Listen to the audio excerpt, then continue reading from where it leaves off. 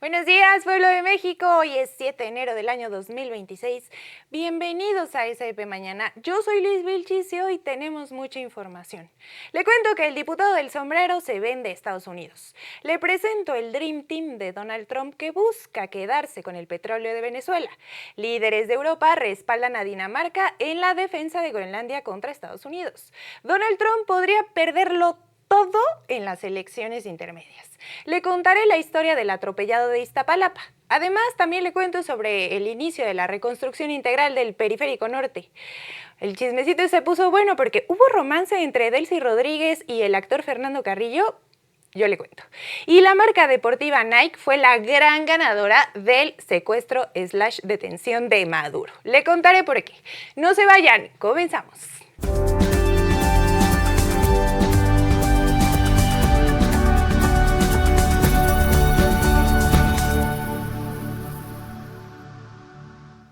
Solecitos, este día les traemos una historia francamente tenebrosa. Y usted dirá, ¿por qué? Pues por los alcances que puede tener la ambición de poder cuando se combina con una oportunidad que muy pocos se atreverían a confesar. Y menos con tanto cinismo. ¿De quién o qué estamos hablando? Nada más y nada menos que del diputado independiente en el Congreso de Michoacán, Carlos Alejandro Bautista Tafolla, quien esta semana nos hizo el favor de dar a conocer, imagínate, se fue a Estados Unidos y que tuvo contacto con autoridades. Mira, la verdad es que no sabemos cuáles ni de qué tipo, porque él muy hermético dijo, luego les digo, para solicitar, según esto, su apoyo en el caso de Carlos Manzo, el exalcalde de Uruapan, que lamentablemente fue asesinado el pasado mes de noviembre por una célula del cártel Jalisco Nueva Generación. Según lo revelan investigaciones de la Unidad de Inteligencia de la Secretaría de Seguridad y Protección Ciudadana, encabezada por Omar García Harfuch, en coordinación con la Fiscalía de Michoacán. En un mensaje difundido en redes sociales, el llamado diputado del sombrero informó que aprovechó sus vacaciones decembrinas en Estados Unidos para iniciar un contacto con el gobierno estadounidense respecto a la investigación del asesinato de su amigo. Y sí, solecitos, el diputado Bautista Tafolla decidió pasear y descansar en Estados Unidos para darle un tiempo libre a los 23 escoltas que fueron asignados por el gobierno federal para su seguridad. ¡Cuánta consideración! ¡Qué detallazo! Si ustedes recuerdan, este diputado comenzó a ganar notoriedad en el medio público en medio de circunstancias, la verdad, bastante terribles. Pues tras la muerte de Carlos Manzo, intentó abrirse camino como uno de los supuestos líderes del llamado Movimiento del Sombrero. Pero la realidad es que entre dimes y diretes, el protagonismo del señor Tafolla empezó a revelar la carroñería, así se le debe llamar con todas sus letras, que puede ser la política. Y no solo en el escenario estatal o nacional, sino incluso dentro de su propio círculo en Uruapan. Les digo, solitos se exhiben. Medios locales de Michoacán difundieron reportes en los que se señalaba que este personaje buscaba quedarse con la presidencia municipal. Sí. Sin embargo, no tuvo más remedio que conformarse con posar en la foto cuando se confirmó que Grecia Quirós, viuda de Carlos Manzo, sería quien asumiría las riendas del municipio. Desde entonces, Tafolla ha intentado ganar protagonismo a toda costa, operando como una especie de vocero no oficial o vicepresidente sin nombramiento. Lo increíble es que esto es increíble, si te digo a ti. Es que el propio Tafolla ha denunciado una supuesta campaña en contra de diversas organizaciones y movimientos, derivada de diferencias internas dentro del movimiento. O sea, ¿qué le quiero decir? Él dice que dentro del movimiento del sombrero lo están atacando también. Y aquí vale recordar que por si las dudas, Grecia Quiroz ya solicitó formalmente el registro de las marcas Carlos Manso y Movimiento del Sombrero ante el Instituto Mexicano de la Propiedad Intelectual. Otra señal clara de esta ruptura llegó en voz de Conrado Paz. Y usted se preguntará, ¿quién es Conrado Paz y por qué es tan importante en esta trama? Pues mira, él es ex integrante del Movimiento del Sombrero y diputado local por Uruapan, quien denunció que Carlos Alejandro Bautista Tafolla se colgó de la tragedia de Carlos Manso y que incluso antes del asesinato no tenía en alta estima a su supuesto amigo. Pero no lo digo yo. Mejor vamos a escuchar a Conrado.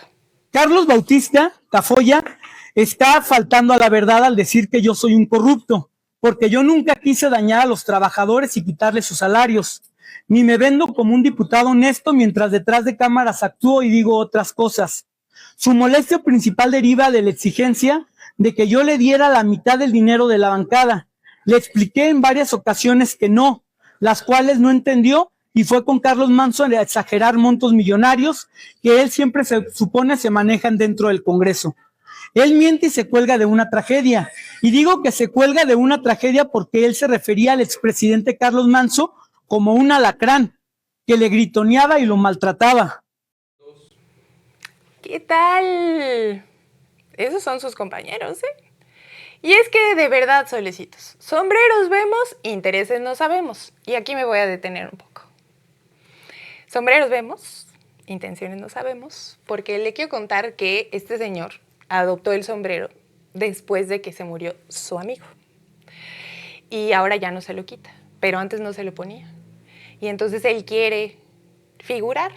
No sabemos si tiene oscuras intenciones o si lo sabemos. Usted díganos.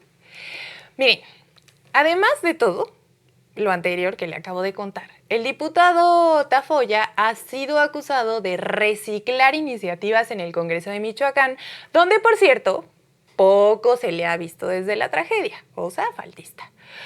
Pero por si fuera poco, con una mano en la cintura, ha acusado a políticos de Morena de estar detrás del asesinato de Carlos Manso. ¿Y las pruebas? Pues esas no hay, no aparecen. Porque cuando se trata de la calumnia, ya sabemos que lo que importa es el daño, no los hechos. Eso sí, a finales de noviembre el señor Tafolla salió a decir que él no había dicho lo que sí dijo, porque sí lo dijo, porque está grabado, y que no podía denunciar a los supuestos responsables intelectuales del crimen porque no le constaba. Pero parece que sus propias palabras se le olvidaron muy rápido, porque esta misma semana declaró que espera que el gobierno dé muy pronto con los responsables. Y él dice, no importando que este sea del mismo partido el autor intelectual. O sea, primero dice que es de Morena y luego dice que son cercanos al Movimiento del Sombrero. No, hombre, primero no denuncia porque no le consta y al mes señala directamente a Morena como refugio del autor intelectual. ¿Coherencia? Lo que se dice coherencia que tenga el diputado Tafolla, pues no hay. ¿No me creen? Vamos con este video del propio diputado que lo exhibe completito. Yo no puedo denunciar algo que no me consta. Ellos deben de tomar los análisis de las entrevistas y al menos entrevistarlos. O sea, al menos saber qué fue lo que pasó o posiblemente pasó. A nosotros, en lo personal, no hablo como movimiento, no me interesan los autores materiales porque ellos son producto del abandono del Estado. A mí me interesa los autores intelectuales, como bien lo mencionas, y Carlos Manso lo menciona en varias de sus transmisiones. Ay, miren. Pero regresando al sueño intervencionista de este legislador, resulta que en plena indignación mundial por los embates de Donald Trump contra la soberanía de Venezuela, el diputado Bautista Tafolla se le ocurrió que era muy buena idea pedirle a los gringos que vengan a hacerla de superpolicías en México. ¿Será que lo que quiere es entregar a Michoacán a las fuerzas extranjeras? Porque desde este espacio hay que recordarle que el Plan Michoacán por la Paz y la Justicia, impulsado por la presidenta Claudia Sheinbaum, sigue en marcha y ya arroja resultados. A los hechos me remito. Y es que, de acuerdo con datos, al 30 de diciembre de 2025, la Secretaría de Seguridad y Protección Ciudadana informó que como resultado del Plan Michoacán se logró la detención de 278 personas vinculadas al crimen organizado y el aseguramiento de más de 700 kilogramos de droga. Además, se decomisaron 140 armas de fuego, 11.204 cartuchos, 598 cargadores, 238 vehículos y 190 artefactos explosivos caseros. Todo esto sin contar los avances en programas sociales, patrullajes y acciones culturales y educativas. Así que sí, en Michoacán se está trabajando y la investigación del caso Carlos Manzo sigue en curso. Incluso el gobernador Alfredo Ramírez Bedoya, que ya sabemos que sirve lo mismo que 3 aguacates, o ni eso, porque están caros, ¿eh, Coque?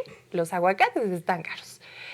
Bueno, pues Bedoya señaló que la alcaldesa Grecia Quiroz es informada puntualmente de los avances y que existe coordinación permanente con la Fiscalía del Estado.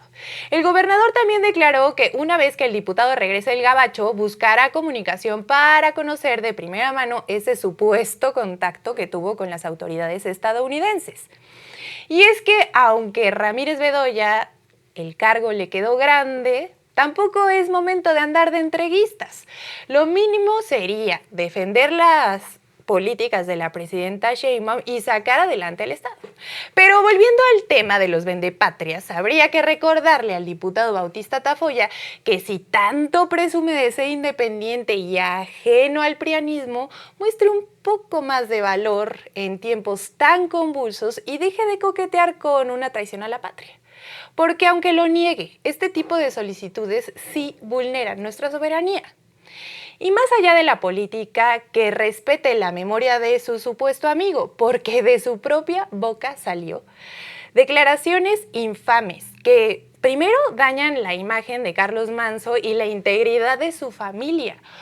O si lo único que le interesa es el botín político y los likes en Facebook o en TikTok o en cualquier red social, que se quite el sombrero y deje de posar como santo patrón del pueblo. Porque cuando alguien habla abiertamente de capitalizar una tragedia, queda claro que hay muchos más que un sombrero. Miren, él no trae sombrero, trae una máscara. Y eso, solecitos, no se vale. No se vale jugar con el pueblo ni con la memoria de absolutamente nadie. Vamos con este video donde el diputado revela sus lamentables intenciones. Nosotros vamos a capitalizar esto hasta la presidencia de la República y nuestra representante para esto es Grecia Quiroz, nada más. Te me hace muy triste eso que me preguntaste ahorita, eso de que estoy capitalizando el tema de Carlos. La verdad que la gente me puede seguir o no me puede seguir o puede seguir a otra persona. Yo me siento muy dolido por esto que pasó. Para mí es como peor que si me hubieran matado a un familiar. ¿No buscas ser el nuevo Carlos Manzo? No, ¿cómo crees? Yo soy Carlos Alejandro Bautista Tafoya, soy empresario, me dedico a vender paletas, tengo un hotel y siempre fue así. Mire, la verdad, ni cómo ayudar a este sujeto hablando de capitalizar la muerte de su amigo. Yo le seguiré informando qué pasa con esto y su solicitud a Estados Unidos, porque no hay mucha información todavía hasta que regrese. Y de última hora, en su conferencia mañanera, la presidenta Claudia Sheinbaum reaccionó a las declaraciones de los periodistas Ciro Gómez Leiva y Sergio Sarmiento. Esto porque el primero dijo que la invasión de Estados Unidos a Venezuela para capturar a Nicolás Maduro no fue invasión. Y porque el segundo salió en defensa de Felipe Calderón luego de que la presidenta pidió no olvidar el daño causado por Borolas y su narcosecretario de Seguridad, Genaro García Luna, que se encuentra cumpliendo una pena en Estados Unidos. Esta mañana la presidenta Sheinbaum consideró como antipatriota la visión de Ciro Gómez Leiva y de muchos otros conservadores, pues la violación de la soberanía venezolana fue clara y no se justifica porque ahora no haya tropas estadounidenses, por lo que reiteró un llamado al respeto entre las naciones y no avalar este tipo de irrupciones ilegales y en contra del respeto de los pueblos y su soberanía. En cuanto a Sergio Sarmiento, quien en una columna para adivine qué diario, sí, el diario Reforma, pidió dejar de hablar de Felipe Calderón. La presidenta aseguró que es importante que los mexicanos no olviden el daño a la nación de este gobierno y sus vínculos con el narcotráfico, así como las terribles consecuencias de la fallida guerra contra el narco.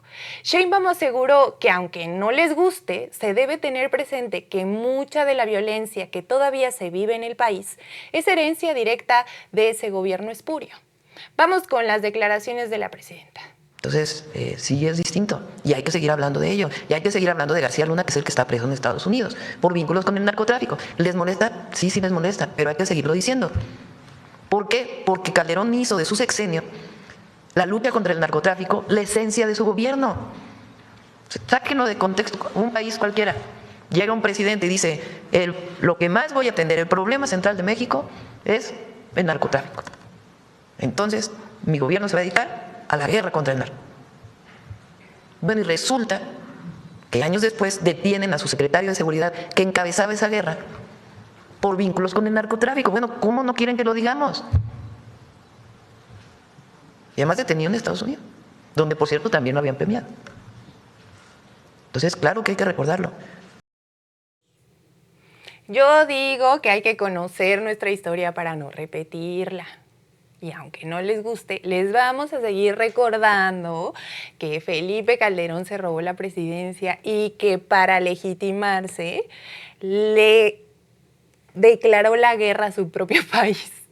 O sea, eso no se puede olvidar. Pero bueno, ahí la dejamos. Y ahora le cuento que desde ahora le digo que la trama de Venezuela apenas comienza. Digamos que es apenas la temporada 1 de una serie que va para largo. Y es que el presidente de Estados Unidos, Donald Trump, ya anunció la formación del equipo que estará encargado de llevar la democracia yanqui a Venezuela tras la captura del presidente Nicolás Maduro. Se trata de un grupo reducido, pero con fuerte peso político y estratégico dentro de la Casa Blanca. Pero eso no es todo, porque el señor Trump ya se quitó la máscara de libertador de pueblos y dejó en claro que el petróleo de Venezuela era de Venezuela. Porque ahora van a tener que mocharse con la industria estadounidense. Se lo dijimos. Pero bueno, empecemos con el Dream Team de Trump, el cual estará integrado por 3 figuras clave del actual gobierno. El secretario de Estado Marco Rubio, que siempre tiene una cara como de que está devastado, así, ¿qué hago aquí? Siempre está así. Bueno, el secretario de Guerra, Pete Hegseth, y el asesor presidencial en materia de seguridad e inmigración, Stephen Miller. A ello se suma, aunque con un rol secundario, el vicepresidente de Estados Unidos, J.D. Vance. Ellos siempre se llaman JD, por alguna razón. Durante una entrevista concedida a la cadena NBC, Trump explicó que si bien este grupo funcionará como un equipo de coordinación, la responsabilidad final sobre todas las decisiones relacionadas con Venezuela recaerá directamente en él, o sea, en Donald Trump. La última palabra la tendré yo, dice. Bueno, es que Donald Trump no podría ser de otra forma. Usted estará de acuerdo conmigo. Él fue tajante al ser consultado sobre quién tomará las determinaciones clave durante que peligrosamente muchos medios y poderes alineados a Estados Unidos llaman transición, y que no es otra cosa que imposición. Pero Trump insistió en que el grupo está conformado por especialistas en distintas áreas y que cada uno aportará su experiencia desde su ámbito de competencia. Sin embargo, dejó claro que la conducción general del proceso se mantendrá bajo su control personal. En este contexto, el presidente de Estados Unidos descartó la posibilidad, iba a decir que la destacó, pero no, la descartó, dijo, esto no, la posibilidad de convocar elecciones en Venezuela en el corto plazo. A su juicio, el país atraviesa una situación política, social y de seguridad que impide la realización de un proceso democrático funcional, por lo que primero pondrá orden y después ya veremos. A ver si lo agarran de buenas para respetar la voluntad del pueblo, que se supone debería ser libre y soberano. Además, Trump también adelantó que su administración evaluará próximamente si mantiene o levanta las sanciones impuestas contra Delcy Rodríguez, quien actualmente ejerce como presidenta encargada designada por el chavismo. Pero déjeme contarle a detalle quién es quién en el equipo inquisidor de Trump. Pero antes, quiero decirle una cosa. Yo ayer hice una investigación sobre quién era Delcy Rodríguez, porque yo decía, aquí la izquierda mexicana tiene en alta estima a la señora Delcy Rodríguez. Pues fíjese que el padrastro de Delcy Rodríguez, este es un gran chisme, quédese. El padrastro de Delcy Rodríguez es una persona que está en Europa acusada de ser terrorista. Y viene ella de una escuela, es una persona muy educada, viene de una escuela muy de izquierda y muchos dicen que el gobierno de Cuba la tiene súper vigilada. Y entonces ahí nos abre un gran panorama. Y nosotros pensaremos, o sea, ¿por qué Trump la eligió? Y la respuesta puede ser varias, pero una de las conclusiones a las que uno llega es: Venezuela tiene su propio armamento y su equipo militar. Y para evitar que haya un jaleo que no permita que el petróleo salga, entonces hace como que genera acuerdos. Ahora, el punto es, Delcy Rodríguez, ¿de qué lado está? ¿Venezuela? ¿Cuba, que también ya está amenazado por Trump? ¿O del lado de Trump? Ahí se la dejo para que usted lo reflexione. Pero que también investigue quién es Delcy Rodríguez. En fin, le venía yo diciendo que el equipo inquisidor de Trump es, primero, la designación de Stephen Miller como asesor clave en el proceso, que confirma que es uno de los dirigentes más duros del trumpismo. Ya vimos cómo habla. Miller fue el principal arquitecto de las políticas antiinmigratorias de la Casa Blanca durante los gobiernos de dicho presidente, que no olvidemos que sigue siendo señalado por sus vínculos con Jeffrey Epstein. Esto se lo vamos a seguir recordando, porque precisamente hoy por hoy muchos dicen que la jugada venezolana emprendida por Washington también busca desviar la atención de los ya famosos archivos Epstein. Pero volvamos a la inclusión de Miller en el equipo de los fuertes del Dream Team de Donald Trump. Mire, se anticipa que él va a tomar un control fuerte sobre los flujos migratorios que podrían derivarse del escenario venezolano, así como una línea estricta en materia de seguridad interna y reorganización institucional. Por parte del secretario, que siempre trae cara de compungido, Marco Rubio, afirmó que la conducción de la transición se abordará desde un enfoque integral, lo que sea que eso signifique, amigos. Porque ya sabemos que los gringos piensan como al revés, como que tienen disonancia cognitiva. En fin, los gringos también aprovechan cada momento para echar choros sin sentido. Les digo, disonancia cognitiva. Por otra parte, de acuerdo con la Casa Blanca, las responsabilidades del equipo quedaron definidas de la siguiente manera. Marco Rubio será el responsable de la diplomacia y la política exterior. Pete Hegseth, secretario de Defensa, estará a cargo del despliegue militar y de las operaciones de seguridad. Y Stephen Miller se enfocará en el control migratorio y la reorganización institucional. En toda esta escuadra de alto nivel estatal tendrá también lugar una figura clave del chavismo, y es que Donald Trump también está integrando en su plan a la señora Delcy Rodríguez, de la que ya ha dicho percibir una disposición de cooperación por la presidenta interina. Se los acabo de decir. En contraste, Trump descartó de plano a la líder opositora María Corina Machado como una figura viable para encabezar el diálogo o el proceso de reconstrucción política en Venezuela.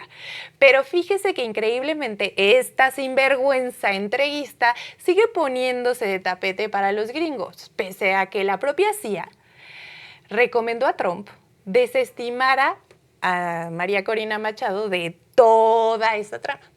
Y es que tras la operación militar que derivó en la captura de Nicolás Maduro en Washington decidió dejar el poder en manos de Delcy Rodríguez basándose en informes de la CIA. Así lo revelaron investigaciones publicadas por The New York Times y The Wall Street Journal. De acuerdo con estos reportes, los analistas de inteligencia recomendaron a la Casa Blanca mantenerse en el poder a figuras leales al régimen chavista al considerar que controlan el ejército y las fuerzas policiales y que desplazan abruptamente a esa estructura.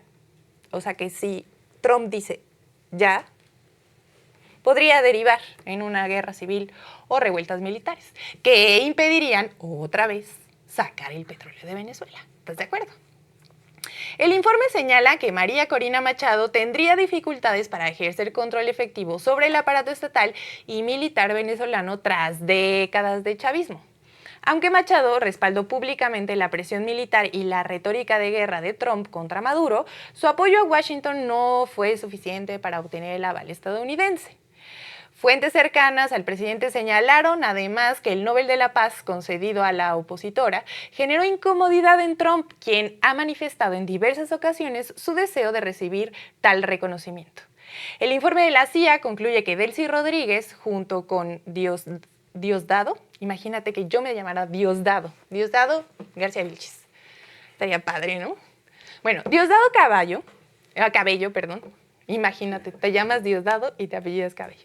Y el ministro de Defensa, Vladimir Padrino, están mejor posicionados para liderar un gobierno temporal y garantizar estabilidad a corto plazo en Venezuela. Pese a este escenario, María Corina Machado insiste en reclamar elecciones y sostiene que el derrocamiento de Maduro marca el inicio inevitable e inminente. Pero la verdad es que para eso tendría que pedirle permiso a Trump, porque por ahora el destino de Venezuela parece que depende del humor del señor de la Casa Blanca. Y si usted no me cree, y en su gustadísima sección se lo dije, porque yo se lo dije, Donald Trump anunció ayer de manera oficial que el gobierno de Venezuela comenzará con la entrega de petróleo a Estados Unidos. Así es, ni una semana dejó pasar el presidente estadounidense para dejar las cosas en claro y exhibir que este asunto se trata de dinero, cochino dinero. O bueno, en este caso sí del cochino dinero, pero del petróleo. En su red social, porque es su red social, o sea, no solo su cuenta, como aquí siempre decimos, no solamente su cuenta, es su red social, Truth Social, Trump informó que el gobierno venezolano estará entregando entre 30 y 50 millones de barriles de petróleo a Estados Unidos y que se comprará al precio del mercado. Sí, claro. A fin de que dichos recursos sean usados en beneficio de los pueblos de Estados Unidos y Venezuela. Sí, claro, Trump, ya te creímos. Bueno, el presidente dijo que las entregas comenzarán de manera inmediata a través de buques estadounidenses y que el secretario del Departamento de Energía, Chris Wright, será el encargado de dirigir las operaciones. Bueno, mientras en Venezuela la señora Delcy Rodríguez ya juró como presidenta, el verdadero administrador de Venezuela ya puso las reglas del juego. Sus funcionarios van a administrar en un país su supuesta cooperación con las autoridades y el recurso más preciado del país, el petróleo, se va a entregar a precios disque competitivos de manera inmediata a los puertos de Estados Unidos. Y yo le pregunto, ¿y la soberanía? ¿Y la autodeterminación de los pueblos? ¿Y el aprovechamiento de los recursos? Pues nada, nadota, solecitos. En Venezuela se hace lo que el señor Trump diga y se aguantan. Miren, yo ya me enojé porque siento que todos estábamos muy concentrados en Maduro y no estamos viendo por la soberanía del pueblo venezolano. Pero se lo contaré en próximos días porque les decía, esta va a ser una trama interminable de lo que pasa en Venezuela y no olvidemos las amenazas de Trump a otros países como Cuba, Colombia, y de eso le voy a contar en las breves del 7 de enero. Le cuento que los líderes de las principales potencias europeas expresaron un respaldo contundente a Dinamarca y a Groenlandia frente al renovado interés del presidente Donald Trump por hacerse con el control del territorio ártico. A través de una declaración conjunta, los mandatarios subrayaron, me voy a detener aquí, Rafa, de aquí en adelante me vas a contar todas las veces que yo diga Groenlandia. ¿Está bien? Muy bien. Al final te pregunto. Ya lo dije una vez, es así cuenta. Miren, los mandatarios subrayaron que Groenlandia pertenece a su pueblo y que únicamente Dinamarca y el propio territorio autónomo tienen derecho a decidir sobre su futuro. En el documento firmado por los jefes de Estado y de Gobierno de Francia, Alemania, Italia, Polonia, España, Reino Unido y Dinamarca, se establece de manera clara que Groenlandia pertenece a su gente y que corresponde a Dinamarca y a Groenlandia, y solo a ellos, decidir sobre los asuntos que les conciernen. Los dirigentes europeos también enfatizaron que la seguridad en el Ártico debe garantizarse de forma colectiva, en estrecha coordinación con los aliados de la Organización del Tratado Atlántico Norte, la OTAN, en donde Estados Unidos está incluido. Recordaron que la alianza militar ya ha tenido a la región ártica como una prioridad estratégica ante el aumento de tensiones geopolíticas. Además, los líderes destacaron que varios países han incrementado su presencia, actividades e inversión en las zonas con el objetivo de mantenerla segura y disuadir posibles amenazas externas. Este pronunciamiento europeo surge luego de que Donald Trump reiterara públicamente su interés por Groenlandia. En declaraciones recientes a la revista The Atlantic, el republicano aseguró que necesitan a Groenlandia para la defensa. La preocupación se intensificó tras la captura de Nicolás Maduro. Este hecho ha encendido las alarmas dentro de la OTAN ante el temor de Groenlandia que pueda ellos enfrentar un escenario similar al que sucedió en Venezuela, o sea, ser invadidos. Pero, de acuerdo con información de la Casa Blanca, el presidente Trump y su equipo de seguridad nacional analizan distintas alternativas para hacerse con el territorio danés, sin descartar el uso de la fuerza militar, otra vez invasión. Incluso el influyente asesor de política interna de Donald Trump, Stephen Miller, defendió abiertamente la anexión de Groenlandia, aun si fuera necesario recurrir a la fuerza. Y él dijo, somos una superpotencia y con el presidente Trump nos comportaremos como tal. No, pues espérate, ¿cuánto ego? Ay, bueno, ahorita me lo pongo. Groenlandia, la isla más grande del mundo, cuenta con una población cercana a las 57,000 personas, aunque no es un miembro independiente de la OTAN. Ellos se encuentran protegidos por la pertenencia de Dinamarca a la Alianza Militar Occidental. Su ubicación estratégica entre Europa y América del Norte la convierte en un punto clave para el sistema estadounidense de defensa contra misiles. Además, el territorio posee importantes reservas de minerales y tierras raras sin explorar, un factor que se alinea con la ambición de Washington de reducir su dependencia de las exportaciones chinas, y a ello se le suma la creciente importancia de la región ante el deshielo polar, que abre nuevas rutas marítimas de alto valor comercial y estratégico. Ante este escenario, el primer ministro de Groenlandia, y pues yo groenlandés no hablo, ¿qué idioma hablan en Groenlandia? No sabemos, ChatGPT no sabe, bueno, en fin. El primer ministro agradeció públicamente el respaldo expresado por los dirigentes europeos. Añadió que Groenlandia no está en venta y que solo el pueblo groenlandés tiene derecho a decidir por su futuro político y en su tierra. Insistió en mantener un diálogo respetuoso con Washington a través de los canales diplomáticos y con base en los acuerdos ya establecidos entre ambas partes. Miren, desde SDP Mañana expresamos nuestra solidaridad con los hermanos groenlandeses y con Groenlandia. Y le estaremos contando cómo avanza todo este asunto. Rafa, estoy lista. 12 veces dije Groenlandia. Muy bien. Y 3 groenlandés. Ya nos... bueno, les seguiré informando qué pasa con esto. Pero todavía no acabo.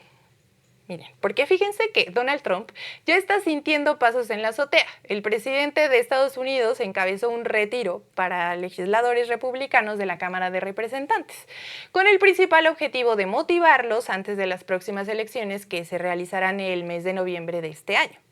Trump les dijo, tenemos que ganar las de mitad de mandato porque si no ganamos, los demócratas encontrarán una excusa para destituirme. ¿Quién dijo miedo? ¿Quién dijo miedo? Trump tiene miedo. Porque sabe que si los demócratas vuelven al poder, otra vez le van a promover un juicio político como en su anterior administración. Mire, el mandatario estadounidense teme que los demócratas logren la mayoría en la Cámara de Representantes, como sugieren las encuestas actuales. Y no es para menos, pues recordemos que en el 2019, al final de su primer mandato, lo sometieron a un juicio político cuando perdió el control del Congreso. Los demócratas lo investigaron por presionar a Ucrania para que indagara a Joe Biden, amenazando con retirar el apoyo militar. Además de las encuestas que no favorecen a los republicanos y sí favorecen a los demócratas, Donald Trump está un poquito de miedo, está temeroso porque su aprobación ha bajado tras el primer año de sus pésimas decisiones. 6 de cada 10 estadounidenses desaprueban su gestión, según el último sondeo de la cadena CNN. Y vaya que sí, tiene una gran lista de declaraciones y de decisiones muy, muy, muy controversiales. Y fíjese, le voy a contar. Me voy a poner seria porque este es un caso que particularmente a mí me conmovió mucho. Hace algunos años, en una manifestación en el estado de Puebla, ya como 10, calculo yo, había una manifestación de estudiantes y una persona con poco control emocional, dijéramos, se desesperó por la manifestación y atropelló deliberadamente a un compañero. Deliberadamente. Arrastró su cabeza y estuvo mucho tiempo en el hospital no sabiendo si iba a salir adelante o no. Y ahora lo que estamos viendo es más o menos similar. La pregunta aquí, Solecito, que yo le voy a hacer a usted que me está viendo, Solecito, es ¿hasta dónde hemos llegado? ¿Hasta dónde está bien que uno se enoje mientras va manejando con la otra gente en este mundo en donde decimos, me molesta que camine lento, me molesta que otra persona, y el hiperindividualismo, que no piensa en los demás? Yo creo que hay que checarnos y hay que checar la empatía y hay que checar que todos vivimos en este mundo y que debemos ser respetuosos con el otro sí o sí. Y le voy a contar que esta historia ha sacudido a la Ciudad de México y al resto del territorio nacional. El pasado fin de semana se vivió una situación terrible que nos pone a pensar en qué clase de mundo estamos viviendo.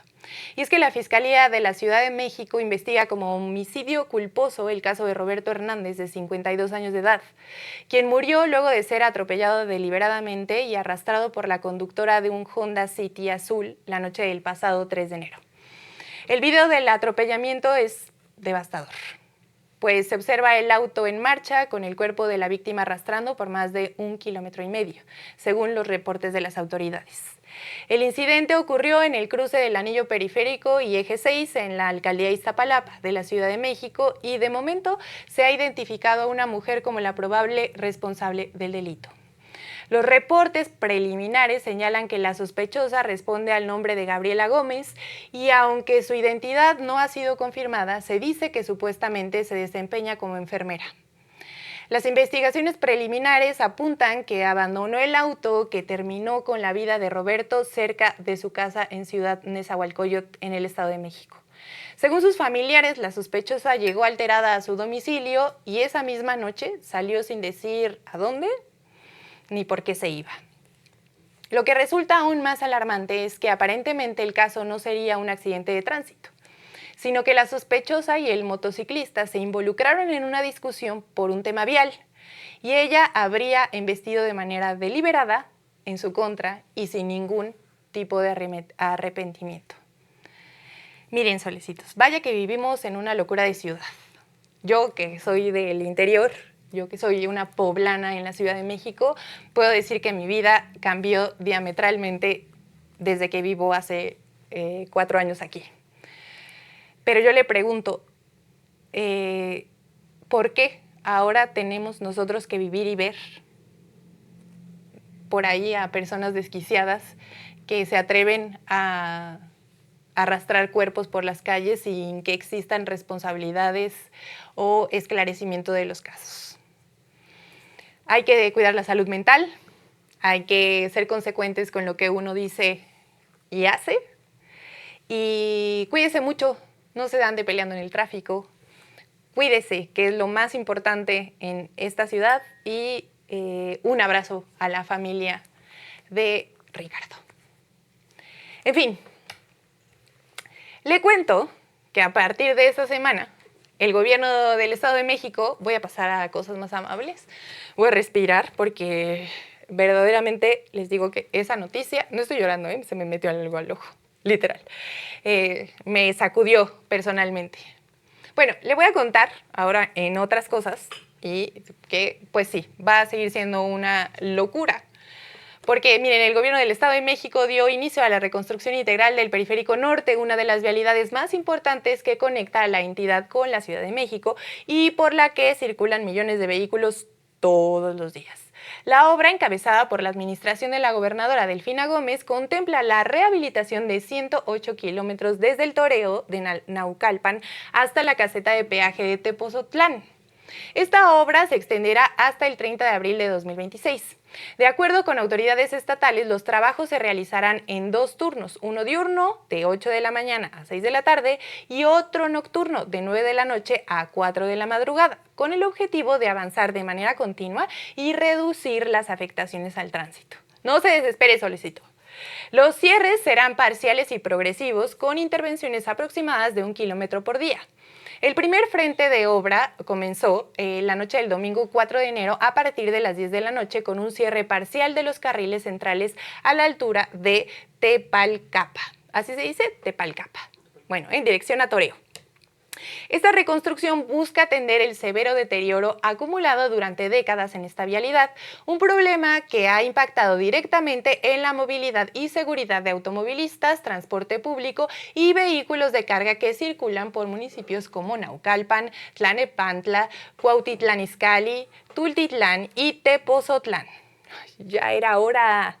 Aquí, mis compañeros del Estado de México, o que pasan por el Estado de México, o que pasan por esta vía, están muy contentos.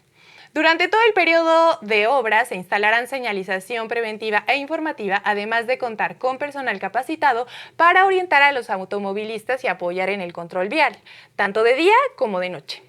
Además, autoridades estatales destacaron que esta reconstrucción representa una de las inversiones más importantes en infraestructura vial del Estado de México, con el objetivo de mejorar la movilidad, reducir tiempos de traslado y brindar mayor seguridad a millones de mexiquenses.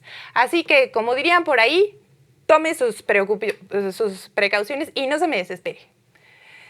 Ahora sí, Solecito. Este momento lo he estado esperando todo el día. Yo ayer le hice una recomendación a mi Solecito. Hice algo y ahora escucho un shhh. Mira, ¿sabes qué? Como este programa es en vivo, le voy a pedir a Johan que pase porque estoy escuchando una interferencia horrible. Ya me lo apagó. 1, 2, 3. Ay, voy. Ay.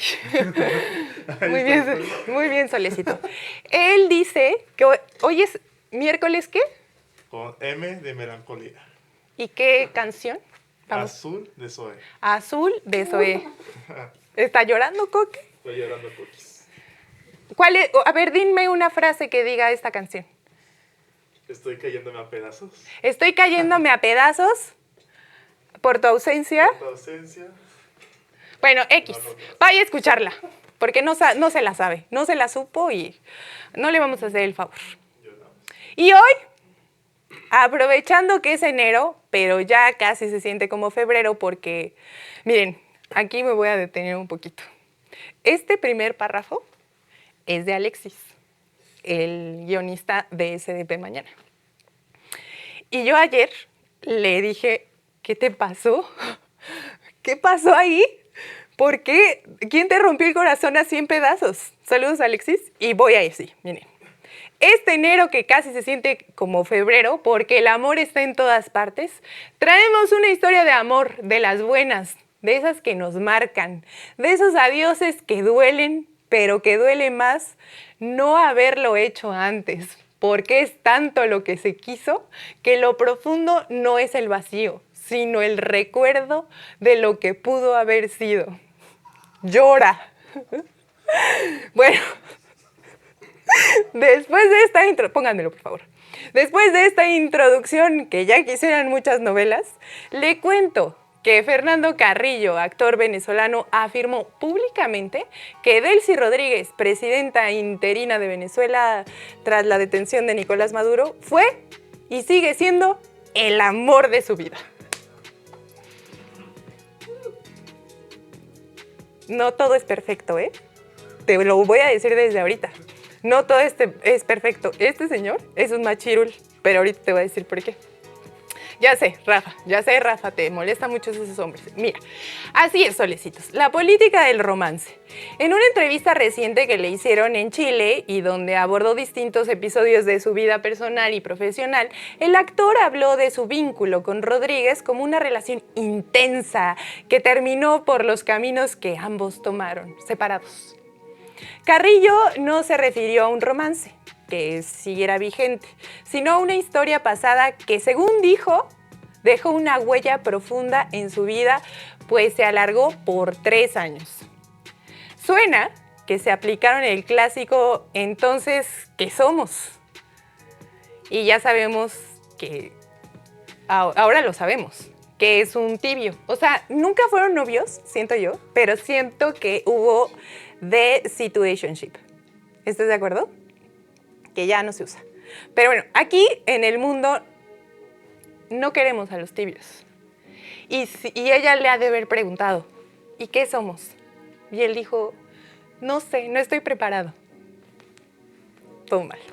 En fin, Carrillo reconoció que las circunstancias, las responsabilidades y el rumbo de cada uno impidieron que la relación se consolidara. Es decir, el final era inevitable, pero no se lastimaron, o al menos no lo hicieron público.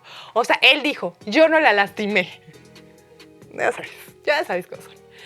Sobre la presidenta interina de Venezuela, el actor destacó su carácter, pero, y aquí viene muy mala suerte de la hermana Delcy.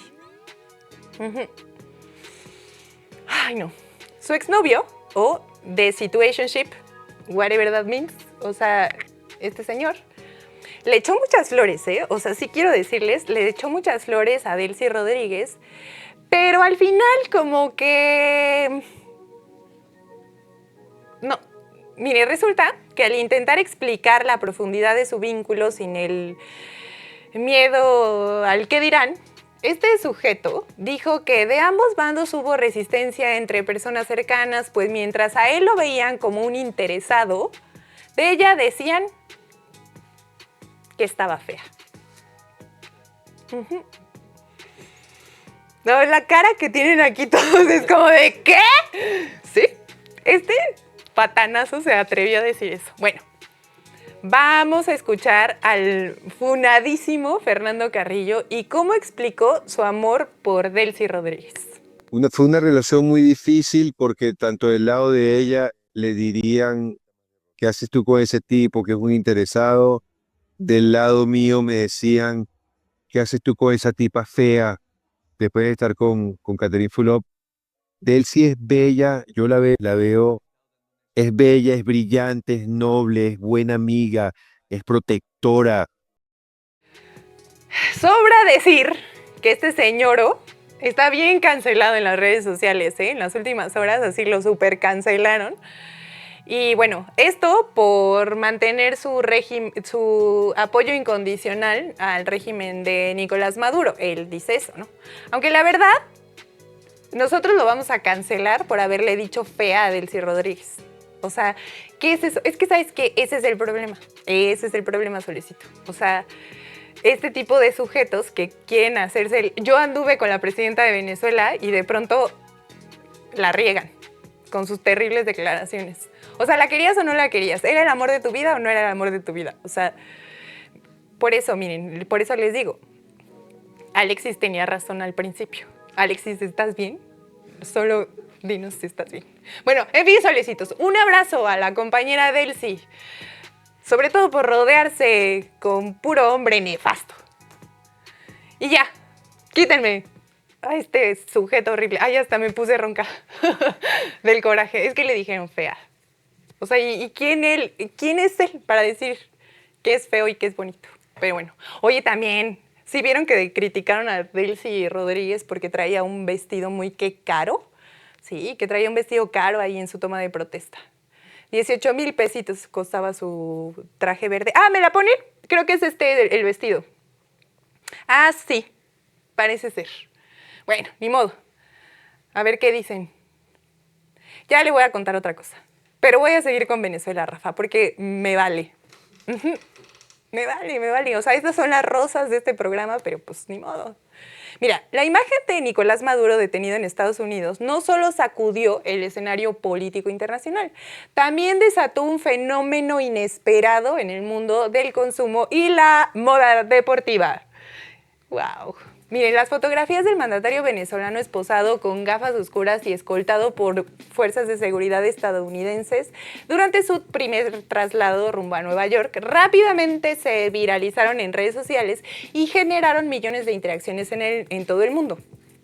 Yo platicaba aquí con la persona que me hace el close-up más cerca del mundo, Omar, que está enojadísimo. Bueno, el punto es que platicaba que pues la detención ocurrió durante el fin de semana y a uno que iba saliendo de su año nuevo apenas le dio un tiempito para cambiarse y él ya llevaba 4 atuendos en lo que iba de su detención. Y además bonitos, como este. Mientras la atención mediática se centraba en las implicaciones políticas, diplomáticas y judiciales de su detención, miles de usuarios comenzaron a reparar en un detalle que no pasó desapercibido: el atuendo que vestía Maduro en ese momento. Se trataba de un conjunto deportivo gris de la marca Nike, compuesto por una sudadera y un pantalón de la línea Tech Fleece. ¿Qué tal? Estas prendas de corte holgado, diseño urbano, están confeccionadas con materiales reciclados y forman parte del catálogo regular de la marca. Estas están pensadas para un uso cotidiano y casual. El conjunto tiene un precio aproximado de $260 y hazme la cuenta, ¿cuánto es en pesos? Y hasta este momento se comercializaba de manera habitual en tiendas físicas y plataformas digitales. ¿Cuánto cuesta en México eso? ¿Cuántos son $260? No sabe. Ahorita le vuelvo a preguntar. Fíjese que tras la difusión masiva de las imágenes, ¿cuánto? 4,668. Bueno, el OVNI de 4,600, ¿cuánto? 4,700. 4,700 pesos. Bueno, tanto la sudadera como el pantalón se agotaron en cuestión de horas en la tienda oficial de Nike y en diversos sitios de venta internacional. El repunte en las ventas no estuvo vinculado a ninguna campaña publicitaria ni estrategia de marketing, salvo la que encabezó Nicolás Maduro, sino únicamente al impacto viral de la imagen. Sin embargo, esta no campaña pudo haber recaudado al menos, eso es lo que dicen, $100 millones, según reportes y estimaciones comerciales. ¿Cómo ves? Ajá. En España, el fenómeno adquirió un tono adicional cuando comenzaron a circular fotografías de jugadores del Real Mallorca llegando al estadio vistiendo exactamente el mismo conjunto deportivo. Mismo color, mismo diseño, con la única diferencia del escudo del club bordado en el pecho. Véalo usted mismo.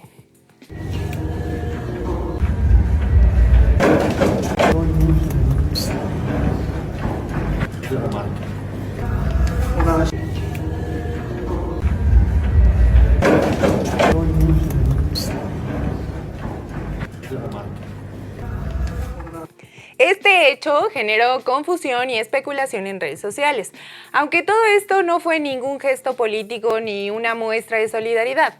La indumentaria forma parte del uniforme oficial del equipo, ya que la marca viste al plantel con prendas de su catálogo general, adaptadas y personalizadas para el club. Así, una imagen marcada por la tensión política terminó convirtiéndose en un fenómeno comercial y deportivo a escala internacional. Un episodio que confirma que en la era digital incluso los acontecimientos más delicados pueden transformarse. Y esto fue de manera inesperada, en una campaña publicitaria global, sin invertir un solo dólar. ¿Cómo ven? ¿Cómo ven? Pónganmela, por favor. Me están ignorando muchísimo mi productor. Ahí está. Esa es la que me interesa. O sea, ¿cómo lo ves? Parece integrante de Daft Punk, siento yo, ¿no? Ese podría ser una portada de disco, si me lo preguntan. Bueno, sí informamos en este noticiero, para que no se estén atacando en las redes sociales, sí informamos ya de la situación de Venezuela y de Maduro. Esto es un chiste. Y también imagínate, se me acaba de ocurrir, imagínate que de pronto ya las marcas agarren a políticos famosos que van a ser encarcelados en Estados Unidos y los visten. Ya sería el colmo, siento yo. Pero nunca hay que dudar de los alcances que tienen las marcas con capital. En fin, solecitos, esto fue todo por el día de hoy. Gracias por su atención y no olviden dejar su like, suscribirse y compartir este video. Nos vemos mañana con el corazón por delante. Adiós. Bye.